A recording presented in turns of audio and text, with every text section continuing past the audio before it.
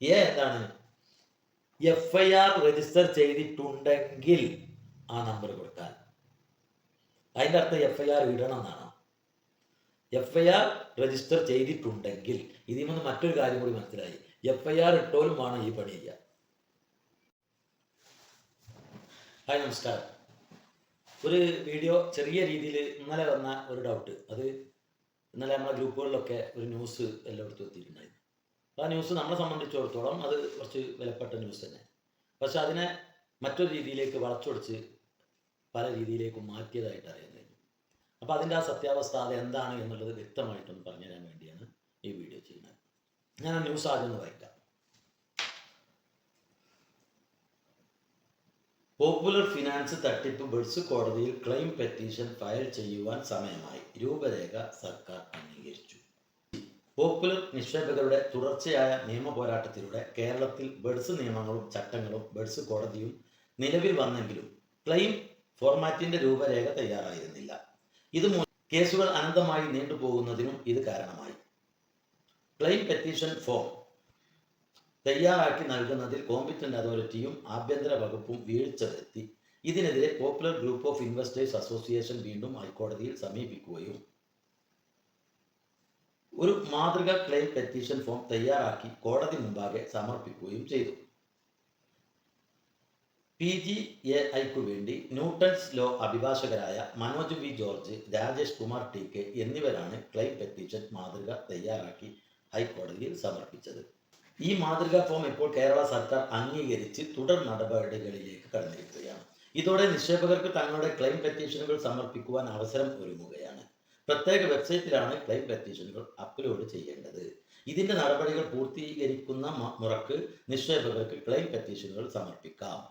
ഇനി മുതൽ കേരളത്തിലെ എല്ലാ നിക്ഷേപ തട്ടിപ്പുകൾക്കും ബഡ്സ് കോടതിയിൽ സമർപ്പിക്കേണ്ടത് ഈ ക്ലെയിം പെറ്റീഷൻ ഫോം ആയിരിക്കും.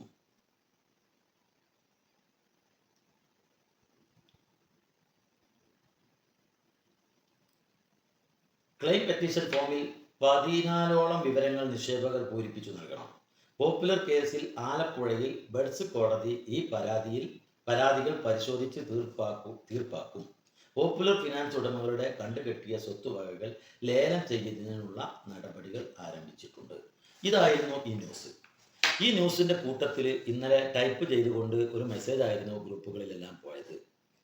അതായത് ക്ലെയിം പെറ്റീഷനാണ് നൽകേണ്ടത്, അല്ലാതെ FIR അല്ല എന്നുള്ളത് മുമ്പേ നമ്മൾ വീഡിയോ ചെയ്തിട്ടുണ്ട്. ഇവിടെ എല്ലാ ആളുകളും ഈ കാര്യത്തിൽ നിങ്ങളെല്ലാവരും FIR ഇടണം, കേസ് കൊടുക്കണം എന്ന് പറഞ്ഞ് പല ആളുകളെയും പ്രലോഭിപ്പിച്ചപ്പോൾ നമ്മളും അതിന് നല്ല രീതിയിൽ പറഞ്ഞു, പണം കിട്ടണമെങ്കിൽ FIR ഇടുക എന്നുള്ളതല്ല കാര്യം. മറ്റുള്ള ഈ പോപ്പുലർ പോലും ഏതൊരു തട്ടിപ്പ് കമ്പനി ഇന്ന് ഇവിടെ നമുക്ക് വന്നിട്ടുണ്ടോ ആ കമ്പനിയിലൊക്കെ തട്ടിപ്പ് നടത്തിയുള്ള കാശുമായിട്ട് മുങ്ങിപ്പോയതാണെന്ന്. ഇവിടെ കൃത്യമായിട്ടും അക്കൗണ്ടുകൾ കാശുള്ള ഒരു കമ്പനി, കൃത്യമായിട്ടും ആരിൽ നിന്നൊക്കെ പണം വാങ്ങി എന്നുള്ള ഡാറ്റ ഉള്ള കമ്പനി, ആരിലേക്കൊക്കെ പണം കൃത്യമായിട്ട് കൊടുത്തിട്ടുണ്ട്, കൃത്യ ഡേറ്റുകളിൽ അവരുടെ അക്കൗണ്ടിലേക്ക് അവരുടെ പ്രോഫിറ്റ് കൊടുത്തത് ആർക്കൊക്കെ എല്ലാ കണക്കുകളും കൃത്യമായി ഡാറ്റ ഉള്ള ഒരു കമ്പനിയാണ്. ഈ കമ്പനിയുടെ ഡാറ്റയിൽ തന്നെ ആർക്കൊക്കെ കൊടുക്കാനുണ്ട് എന്നുള്ളത് വളരെ വ്യക്തമാണ്. അപ്പോൾ ആരൊക്കെയാണ് ഈ നിക്ഷേപത്തിലുള്ളത് അല്ലെങ്കിൽ ആരൊക്കെയാണ് ഈ കമ്പനിയായിട്ട് അസോസിയേറ്റ് ചെയ്തിട്ടുള്ളതെന്ന് അറിയാത്തതായ പല തട്ടിപ്പ് കമ്പനികളിലും ഈ FIR ഇട്ടൊക്കെ ആണ് ചിലപ്പോൾ അവരറിയാം. പക്ഷെ ഇവിടെ അങ്ങനെ ഒരു സാഹചര്യം ഉദിക്കണില്ല. കാരണം ഇത് ഓൾറെഡി അതിൻ്റെ എല്ലാ ഡാറ്റയും കമ്പനിയിലുണ്ട്. അപ്പം അന്നേ നമ്മൾ പറഞ്ഞു ഇത് കേസ് കൊടുക്കേണ്ട ഒരാവശ്യമില്ല. കാരണം എന്താ, ഇത് ഡാറ്റ എല്ലാ ഉദ്യോഗസ്ഥരെടുത്തുണ്ട്. അപ്പോൾ കോമ്പറ്റന്റ് അതോറിറ്റി അതിന് പ്രത്യേക ഇതിൽ തയ്യാറാക്കി അതിൽ നമ്മളെ ഈ നിക്ഷേപകരുടെ ലിസ്റ്റ് പുറപ്പെടുവിപ്പിക്കുന്ന സമയത്ത് നമ്മുടെ പേരില്ലെങ്കിൽ മാത്രമേ നമ്മൾ അവിടെ ഒരു ക്ലെയിം പെറ്റീഷൻ കൊടുക്കേണ്ട ആവശ്യം മാത്രമേ ഉള്ളൂ. ഇത് FIR ഇടേണ്ട ആവശ്യമില്ല എന്നുള്ളതായിരുന്നു നമ്മൾ അന്ന് മുതലേ പറഞ്ഞിരുന്നത്. ഇപ്പോഴും അതാണ് പറഞ്ഞത്. മാത്രമല്ല, കാശ് കിട്ടാൻ വേണ്ടി കൊടുക്കുന്ന FIRകൾ, കാശ് കിട്ടാൻ വേണ്ടി കൊടുക്കുന്ന കേസുകളെല്ലാം എന്താണ്, സിവിൽ കേസാണ് കൊടുക്കാറുള്ളതെന്നും ഇവിടെ കൊടുത്തിട്ടുള്ളത് 420 ആണ് എന്നുള്ളതും. ഈ 420 കേസ് കൊടുത്തവർക്കാർക്കാ പൈസ കിട്ടുക? പൈസ കൊടുക്കാനാണോ 420 കൊടുക്കുക?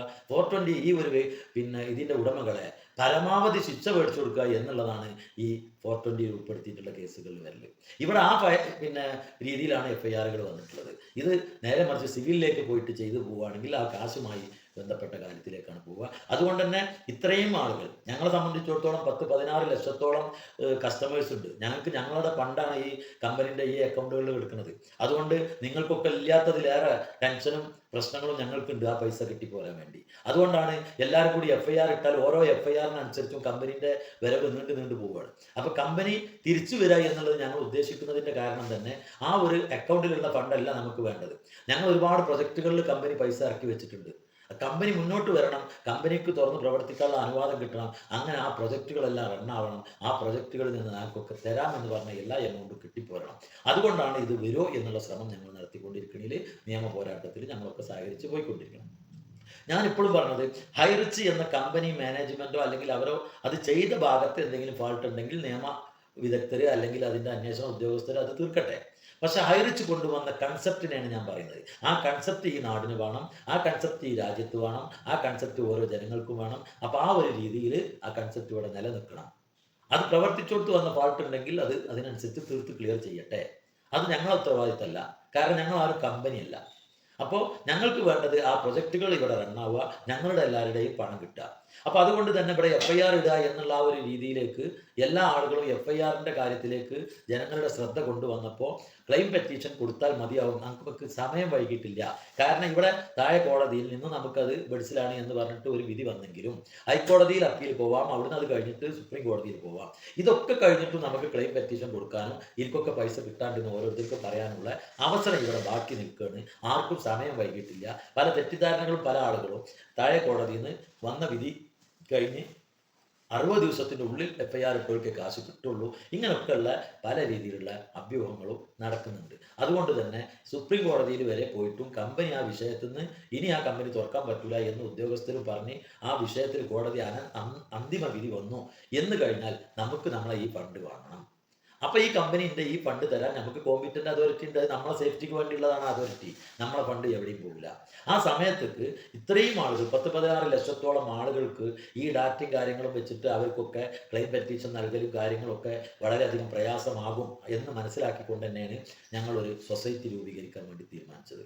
ഈ കമ്മ്യൂണിറ്റിക്ക് വേണ്ടി ഒരു സൊസൈറ്റി, ഈ കമ്മ്യൂണിറ്റിൻ്റെ സമ്പത്ത് നഷ്ടപ്പെടാതിരിക്കാൻ, ഈ കമ്മ്യൂണിറ്റിൻ്റെ ബിസിനസ് നഷ്ടപ്പെടാതിരിക്കാൻ അതിനു വേണ്ടി ഉണ്ടാക്കിയ ഒരു സൊസൈറ്റിയാണ് നമുക്കിപ്പോൾ വരാനുള്ളത്. ഈ സൊസൈറ്റി നിങ്ങൾ പല ആൾക്കാരും തെറ്റിദ്ധരിപ്പിച്ചിരുന്നു, അതിൽ ഫണ്ട് വാങ്ങും, അതിനാണ് ഇതിന്. ഇത് ഫണ്ട് വാങ്ങുന്ന സൊസൈറ്റി അല്ല, അതുകൂടി മനസ്സിലാക്കുക. ഇത് ബിസിനസ്സിന് വേണ്ടിയുള്ള സൊസൈറ്റി അല്ല, ഇത് ഈ കമ്മ്യൂണിറ്റിക്ക് വേണ്ടി വേണ്ട ഹെൽപ്പുകളും കാര്യങ്ങളും ചെയ്യാൻ വേണ്ടി മാത്രം ഉണ്ടാക്കിയ ഒരു സൊസൈറ്റിയാണ്. അതുകൊണ്ട് ആ സൊസൈറ്റി നമ്മൾ ചെറുകിട രീതിയിൽ താഴെ തട്ടിൽ, കാരണം അത്രയും ഉള്ളിൽ വരെ ഇതിൽ ആർക്കൊക്കെ കാശുണ്ടോ അവരിൽ നിന്നൊക്കെ അവരുടെ ഡീറ്റെയിൽസ് സ്വരൂപിച്ച് ഈ പറഞ്ഞ അതോറിറ്റിയെ ഏൽപ്പിക്കും. ഞങ്ങൾ ആ രീതിയിൽ മുന്നോട്ട് പോകും. ഞങ്ങളെ കാശ് വാങ്ങാൻ ഞങ്ങൾ തന്നെ ഇറങ്ങും. അതുകൊണ്ട് നിങ്ങളെല്ലാവരും കൂടി അത് FIR ഇട്ട് ബുദ്ധിമുട്ടിക്കേണ്ട ആവശ്യമില്ല എന്നും കൂടി ഞാൻ ഈ അവസരത്തിൽ ഓർമ്മിപ്പിക്കുകയാണ്. അപ്പോൾ ഇനി ഈ ഒരു ന്യൂസിൻ്റെ ബാക്കിൽ എന്താണ് തെറ്റിദ്ധരിപ്പിച്ചത് അതാണ് ഇപ്പോൾ ഇവിടെ പറയാൻ പോകുന്നത്. ഓക്കെ,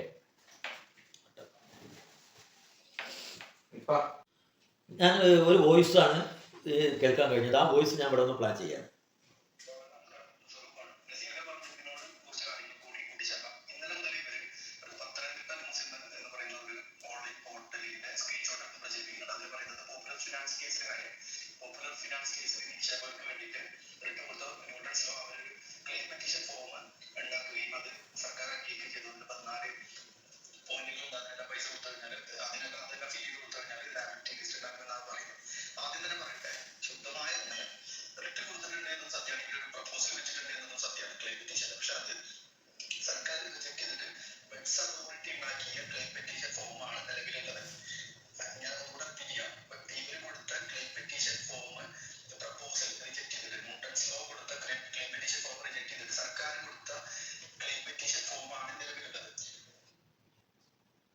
ഇവിടെയാണ് ഒരു കാര്യം മനസ്സിലാക്കേണ്ടത്. ഈ ക്ലെയിം പെറ്റീഷൻ സമർപ്പിച്ചത് ന്യൂട്ടൺസ് ലോ അഭിഭാഷകരായ മനോജ് സാറും രാജേഷ് സാറുമാണ് എന്നുള്ളതും അത് ആണ് ഗവൺമെൻറ് ഇപ്പോൾ അംഗീകരിച്ചത് എന്നുമാണ് ഈ ന്യൂസിലുള്ളത്. ഈ ന്യൂസിലുള്ളത് തെറ്റാണെന്നും അത് അവർ കൊടുത്ത ആ വക്കീലന്മാർ കൊടുത്തത് തള്ളി ലാസ്റ്റ് കോമ്പിറ്റൻ്റ് അതോറിറ്റി തന്നെ രൂപകൽപ്പന ചെയ്ത ഫോമാണ് ഇവിടെ ഉള്ളത് എന്നുള്ളതാണ് ഒരു വാദം. ഓക്കെ, അതിന് മറുപടിയായിട്ട് ഞാൻ കൂടുതലൊന്നും പറഞ്ഞില്ല. ഇന്ന് കോടതിയുടെ വെബ്സൈറ്റിൽ പോയാൽ ഇവർ എത്ര അപേക്ഷകൾ ഇതിനു വേണ്ടി സമർപ്പിച്ചു, അത് ഓരോന്ന് റിജക്റ്റ് ചെയ്ത് ലാസ്റ്റ് ഏത് ഫോമാണ് അതിൽ തിരഞ്ഞെടുത്ത് ഫിക്സ് ചെയ്തത് എന്നുള്ളതും അതിൻ്റെ ഡീറ്റെയിൽ അവിടെ കിട്ടും. ഇനി അതും പോട്ടെ, ഈ പറഞ്ഞ അതേ രീതിയിലേക്ക് നമുക്ക് വരാം. കാരണം ഇത് നമ്മൾ അഭിഭാഷകർ കൊടുത്ത ആ ഫോം അല്ല. കാരണം ആ ഫോം ആണെങ്കിൽ ആ ഫോമിൽ ഈ രീതിയിലൊക്കെ തന്നെ വരുള്ളൂ എന്ന് ഇവർക്ക് പറയാം. അപ്പൊ ഇവരെന്നെ പറഞ്ഞ മാതിരി നമ്മൾ എടുക്കുക. എന്ത്? ഗവൺമെന്റ് തന്നെ ഉണ്ടാക്കിയ കോമ്പിറ്റന്റ് അതോറിറ്റി തന്നെ അംഗീകരിച്ച് അവർ തന്നെ ഉണ്ടാക്കിയ അംഗീകരിച്ച ഫോമാണിത്. അപ്പൊ പിന്നെ ഈ ഫോം ഓക്കെ അല്ലേ? അപ്പൊ നമ്മൾ ആ രീതിക്ക് എടുക്കുക, മറ്റേതാണ് വിടുക, ആരെങ്കിലും ഉണ്ടായിക്കോട്ടെ. ഓക്കെ, അപ്പൊ ബാക്കി കേൾക്കും.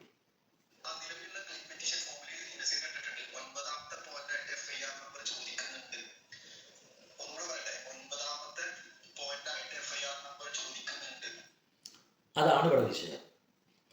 നമ്മൾ പറഞ്ഞു ക്ലെയിം പെറ്റീഷൻ നൽകിയാൽ മതി, കേസ് കൊടുക്കേണ്ട, FIR ഇടലും അല്ല ഇതിന്റെ വിഷയം എന്ന് നമ്മൾ പറയുന്നത്. ഇവർ പറയുന്നത് 9ാമത്തെ പിന്നെ ക്വസ്റ്റ്യനിൽ 9A എന്താണ്? FIR നമ്പർ ചോദിക്കുന്നുണ്ട്. അത്രയും മനസ്സിലായില്ലേ? അപ്പോൾ FIR ഇടണം, നിർബന്ധമാണ്. ഇതാണ് ഇവർ പറഞ്ഞത്. അപ്പൊ നമ്മൾ തെറ്റിദ്ധരിപ്പിച്ചു എന്നാണ് ഇവർ പറഞ്ഞുകൊണ്ടിരുന്നത്. ഇനി ഇവരിത് തെറ്റിദ്ധരിപ്പിക്കുന്നുണ്ടോ എന്നുള്ളത് നമുക്ക് നോക്കാം.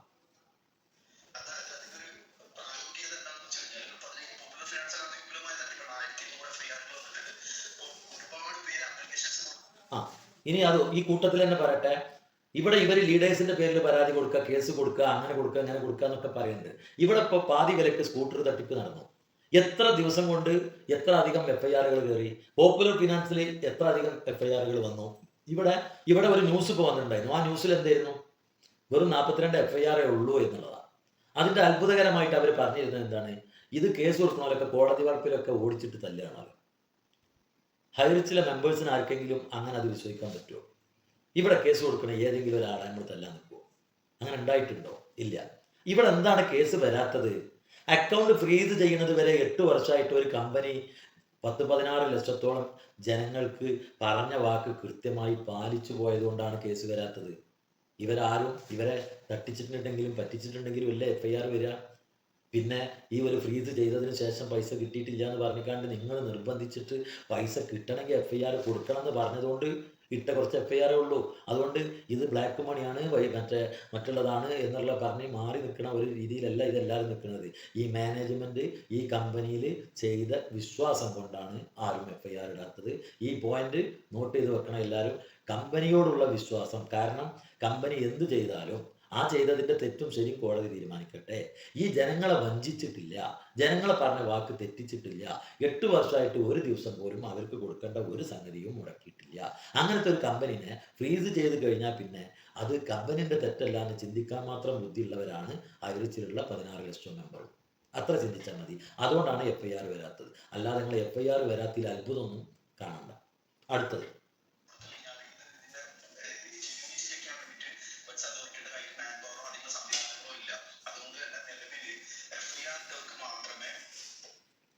അതായത് ക്ലെയിം പെറ്റീഷനൊക്കെ നൽകാൻ ബെഡ്സ് അതോറിറ്റിക്ക് അതിനുള്ള സംവിധാനം ഇല്ല.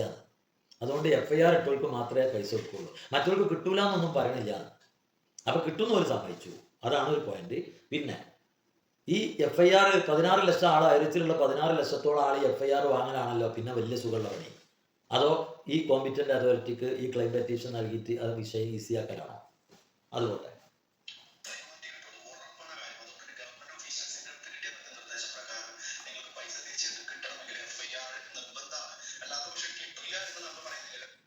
ഗവൺമെന്റ് ഉദ്യോഗസ്ഥരുടെ കിട്ടിയ വിവരമാണ് പൈസ കിട്ടണമെങ്കിൽ FIR നിർബന്ധമാണ്. എനിക്കറിയില്ല, ഞാനും വക്കീലിനോട് ചോദിച്ചു മനസ്സിലാക്കിയ കാര്യം നിങ്ങളോട് പറഞ്ഞത്. അല്ലാതെ നമ്മളും ഇതിന്റെ ആരുമല്ല, ഇതിനെക്കുറിച്ച് അത്ര ഡീപ്പായി പഠിച്ച വ്യക്തിയല്ല.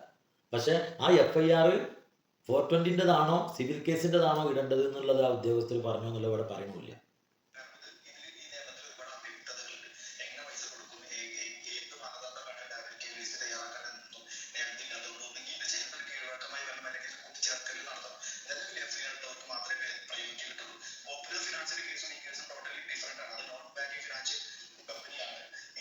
പോപ്പുലർ ഫിനാൻസിന്റെ കേസ് ഡിഫറൻ്റ് ആണ്, എല്ലാ കേസും ഡിഫറൻ്റ് ആണ്. ഹൈറിച്ചിൽ മാത്രമേ അക്കൗണ്ടിൽ കാശുള്ളൂ. അക്കൗണ്ടിൽ കാശില്ലാത്ത തട്ടിപ്പ് കേസുകളെ എല്ലായിടത്തും ഉള്ളൂ. ഈ ജനങ്ങളെ പൈസ സുരക്ഷിതമായിട്ട് ഉള്ളത് ഹൈറിച്ചിലേ ഉള്ളൂ. അപ്പൊ പിന്നെ എന്തായാലും മറ്റുള്ളതൊക്കെ വ്യത്യാസം തന്നെയാണ്, ഹൈറിച്ചും വ്യത്യാസം തന്നെയാണ്.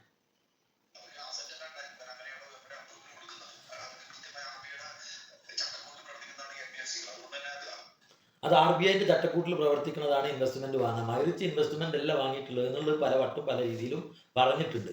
അത് കമ്പനി അതിനനുസരിച്ച് അത് തെളിയിച്ചും ചെയ്തോളൂ.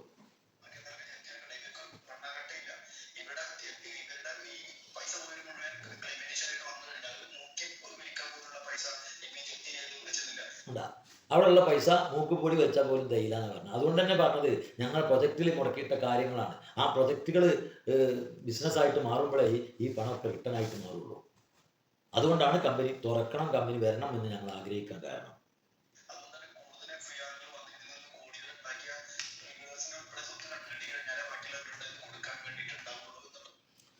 ലീഡേഴ്സിന്റെ കാര്യത്തിലും ലീഡേഴ്സിനൊക്കെ ഒരു കേസ് കൊടുക്കണം എന്ന് പറയുന്നുണ്ട്. ഇവിടെ പാതി വില സ്കൂട്ടറിന്റെ തട്ടിപ്പിലൊക്കെ പ്രൊമോട്ട് ചെയ്തവരൊക്കെ സുരക്ഷിതരാണ്. അപ്പോൾ അതിനൊരു നിയമം ഇതിനൊരു നിയമം ഒന്നുമില്ല. നമ്മൾ പ്രൊമോട്ട് ചെയ്ത ആൾക്കാർക്ക് വരുന്ന എല്ലാം അവിടെയും വരും. അതെല്ലാം ഒരുപോലെ പോയിക്കോളും. ഓക്കെ, അല്ലാതെ ആരും മാറി നിൽക്കൂല ഇതിൽ.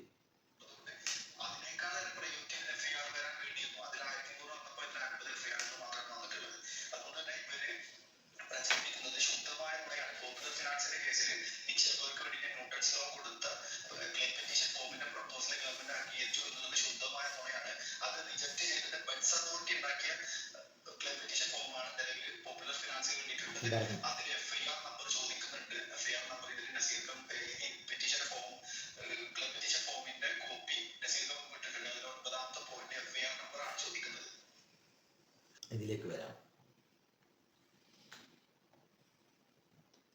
ആ ഫോമാണ് ഇവിടെ എടുത്തിട്ടുള്ളത്. ഈ ഫോം നിങ്ങൾക്ക് ഇവിടെ ആ ഡിസ്പ്ലേയിൽ കാണും. നെയിം കാര്യങ്ങളെല്ലാം വന്നു. ഈ ഫോമിൽ ഇപ്പം നമുക്കൊരു കാര്യം മനസ്സിലായി. ഇതാ വളരെ വൃത്തിയായിട്ടുള്ളൊരു ഫോം. നമുക്കുള്ള ഫണ്ടും കാര്യങ്ങളും എത്ര ഉണ്ട്, ഏതുണ്ട്, ഇതൊക്കെ നമുക്ക് കോമ്പറ്റൻ്റ് അതോറിറ്റിയിൽ നമുക്ക് സമയമായിട്ടില്ല, ആവുമ്പോൾ ചെയ്യാനുള്ള ഒരു സിസ്റ്റം ഇന്നുണ്ട് എന്ന് ഇതിൽ നമുക്ക് ബോധ്യമായി. ഓക്കെ, അതുകൊണ്ട് നമ്മൾ കേസ് കൊടുത്തില്ലെങ്കിൽ കാശ് കിട്ടൂല എന്ന് ടെൻഷൻ ആവേണ്ട. നമുക്ക് ഈ ഫോം ഫില്ല് ചെയ്യാൻ അവസരമുണ്ട്. അപ്പോൾ ഇതിൽ വരുന്നത് 9ാമത്തെ അക്കൗണ്ടിൽ അല്ല 9ാമത്തെ പേജിൽ വരുന്നത് എന്താണ്?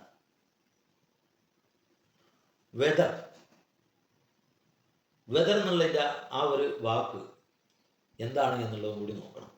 ഇവിടെ എ ബി എന്ന് പറഞ്ഞാൽ 2 ഭാഗമാണ് ഇതിൽ പൂരിപ്പിക്കാറുള്ളത്. ഓക്കെ, എ എന്താണ്? FIR രജിസ്റ്റർ ചെയ്തിട്ടുണ്ടെങ്കിൽ ആ നമ്പർ കൊടുക്കാൻ. അതിൻ്റെ അർത്ഥം FIR ഇടണം എന്നാണ്. FIR രജിസ്റ്റർ ചെയ്തിട്ടുണ്ടെങ്കിൽ ഇതിൽ നിന്ന് മറ്റൊരു കാര്യം കൂടി മനസ്സിലായി. FIR ഇട്ടോലും വേണം ഈ പണി ചെയ്യുക. അതാണ് ഇതിൽ നിന്ന് അർത്ഥം മനസ്സിലാക്കുന്നത്. അപ്പോൾ നമ്മൾ ID പ്രൂഫ്, നമ്മളൊരു ഐഡൻറ്റിറ്റി കാർഡിന് കൊടുക്കുമ്പോൾ പേര് എഴുതുന്ന സ്ഥലത്ത് നെയിം എന്നാണ് എഴുതുക. പേരുണ്ടെങ്കിൽ എന്ന് കൊടുക്കലില്ല, വീട്ടുപേരുണ്ടെങ്കിൽ എന്ന് കൊടുക്കലില്ല. കാരണം പേരും വീട്ടുപേരും ഒക്കെ ഒരാൾക്ക് വേണം ഒരു പ്രൂഫ് എടുക്കാൻ. അതുകൊണ്ട് അവിടെ നെയിം അഡ്രസ്സിനെ വരുള്ളൂ. ഇവിടെ എന്താണ് കൊടുത്തിട്ടുള്ളത്? FIR ഉണ്ടെങ്കിൽ, നിങ്ങൾ എവിടെയെങ്കിലും വല്ല കേസുമായിട്ട് രജിസ്റ്റർ ചെയ്തിട്ടുണ്ടെങ്കിൽ അതും കൂടി ഇവിടെ ആഡ് ചെയ്യണം. ചെയ്തിട്ടില്ലെങ്കിലോ ആ ചോദ്യത്തിന് ഉത്തരേ വേണ്ട, ഒരു വര വെച്ചിട്ടാൽ മതി. ഇതിനാണ് തെറ്റിദ്ധരിപ്പിക്കുകയാണ്. FIR ഇടാൻ വേണ്ടിയാണ് ആ ഒരു കോൾ ഉണ്ടാക്കി വെച്ചിട്ടുള്ളത്. ഏതൊക്കെ രീതിയിലേക്ക് ആ ഒരു വോയിസ് ഇട്ടത് കൊണ്ടുപോയി പാവപ്പെട്ട ആളുകളെ തെറ്റിദ്ധരിപ്പിക്കുകയാണ്. ഈ തെറ്റിദ്ധരിപ്പിച്ചുകൊണ്ട് എന്താണ് ഇവർ ഇതിൽ നേടാൻ കണ്ടിട്ടുള്ളത്? അതുകൊണ്ട് ആ കാര്യത്തിലുള്ള ഒരു ക്ലാരിറ്റി നിങ്ങൾക്ക് തരാം എന്നുള്ള ഉദ്ദേശമാണ് ഈ ഒരു വീഡിയോയിലുള്ളത്. ഇനി ഞാൻ അതിൻ്റെ ട്രാൻസ്ലേറ്റ് ചെയ്ത ഭാഗം കൂടി കാണിച്ചു തരാം. ഞാനത് കൊടുത്തിട്ടുണ്ട്.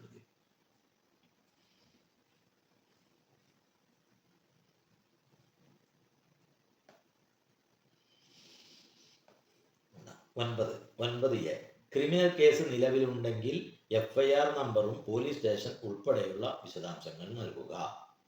അതാണ് അതിൽ കൃത്യമായിട്ടും ആ ഒരു എ എന്ന് പറഞ്ഞുകൊണ്ട് ഉദ്ദേശിച്ചിട്ടുള്ളത്. ഉണ്ടെങ്കിൽ മതി എന്ന് വീണ്ടും നമ്മൾ ആ വാക്കിന്ന് മനസ്സിലായത് ഓർമ്മിപ്പിക്കണം. ഓക്കെ.